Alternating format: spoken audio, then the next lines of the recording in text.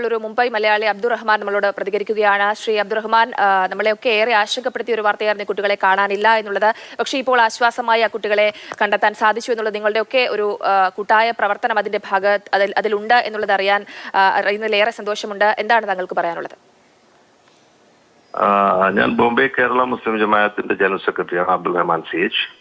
ഞങ്ങളുടെ ഒരുപാട് പ്രവർത്തകർ ഈ വിവരം കിട്ടിയ ഉടനെ തന്നെ അതിനുവേണ്ടി പ്രവർത്തിക്കാൻ തുടങ്ങിയിരുന്നു. അവസാന നിമിഷം ഈ കുട്ടികളെ CSTയിൽ ഈ കുട്ടികൾ ഉണ്ടെന്നുള്ള ലൊക്കേഷൻ കിട്ടിയതനുസരിച്ച് ഞാൻ അവിടെ എത്തുകയും അവിടെ എത്തി പിന്നെ അത് മറ്റൊരു ലൊക്കേഷനിലേക്ക് മാറി വീണ്ടും തിരിച്ച് അവിടെ എത്തുമ്പോഴത്തേക്കും അവർ ട്രെയിനിൽ യാത്ര തുടങ്ങിയെന്നുള്ള വിവരം കിട്ടായിരുന്നു.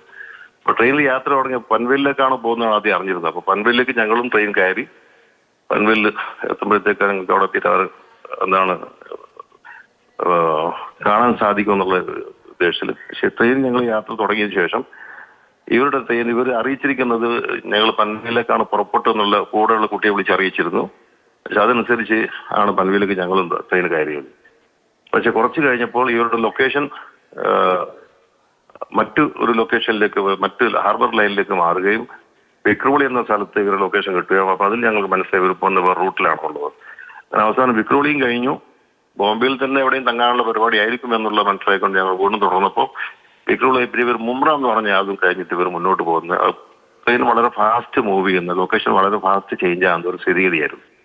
അതനുസരിച്ച് ഞങ്ങൾ തിരിച്ച് നിരാശപ്പെട്ടുകൊണ്ട് തിരിച്ചു വരികയും തിരിച്ചു വരുന്ന സമയത്ത് ഈ ട്രെയിനുകളുടെ ഒക്കെ ലൊക്കേഷനും ടൈം സെക്വൻസ് എല്ലാം വെച്ചുകൊണ്ട് CSTയിലുള്ള എന്താണ് സ്റ്റേഷൻ മാസ്റ്റർ കണ്ട് സംസാരിച്ച് ട്രെയിനിന്റെ ഒരു ഏത് ട്രെയിനാണ് ഈ സമയത്ത് പുറപ്പെട്ടത് എന്നുള്ളത് തിട്ടപ്പെടുത്തിയാൽ വളരെ ഗുണകരമായിരിക്കും.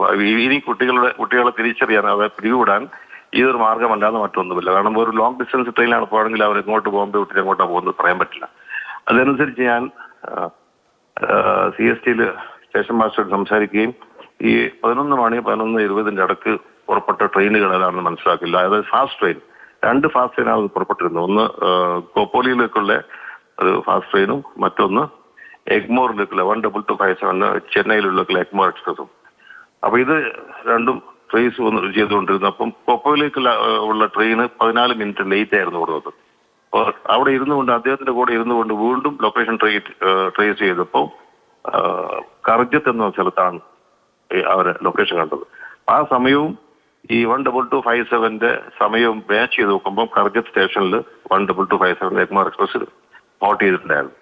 അതനുസരിച്ച് ഈ കുട്ടികൾ ഈ ട്രെയിനിലാണുള്ളത് എന്നുള്ളത് വ്യക്തമാക്കുകയും അതനുസരിച്ച് അപ്പോൾ തന്നെ റെയിൽവേ പോലീസ് ഫോഴ്സ് RPF ബന്ധപ്പെട്ട് അവരുടെ നമ്പർ കേരള പോലീസിന് കൈമാറുകയും അവരുമായിട്ട് കോർഡിനേറ്റ് ചെയ്യാൻ പറഞ്ഞു. ലോനാവാല 20 മിനിറ്റിന് ശേഷം ലോനാവാല സ്റ്റേഷനിൽ ഈ ട്രെയിൻ നിൽക്കുമെന്നും അവിടെ വെച്ച് RPF കുട്ടികളെ പിടികൂടാൻ പറ്റുമെന്നുള്ള ഒരു തീരുമാനത്തിലെത്തി അങ്ങനെ ആക്ഷൻ അതനുസരിച്ച് ഓപ്പറേറ്റ് ചെയ്യുകയും ലോനാവാല വെച്ചിട്ട് കുട്ടികളെ RPF കണ്ടുമുട്ടുകയുമായിരുന്നു. അങ്ങനെ അവരെ വീണ്ടും അവിടുന്ന് പൂനെയിലേക്ക് കൊണ്ട് പൂനെയിൽ ഇറക്കുകയാണ് ഉണ്ടായത്. ഇങ്ങനെയാണ് കുട്ടികളെ ട്രേസ് ചെയ്തത്. ശരി അബ്ദുറഹ്മാൻ.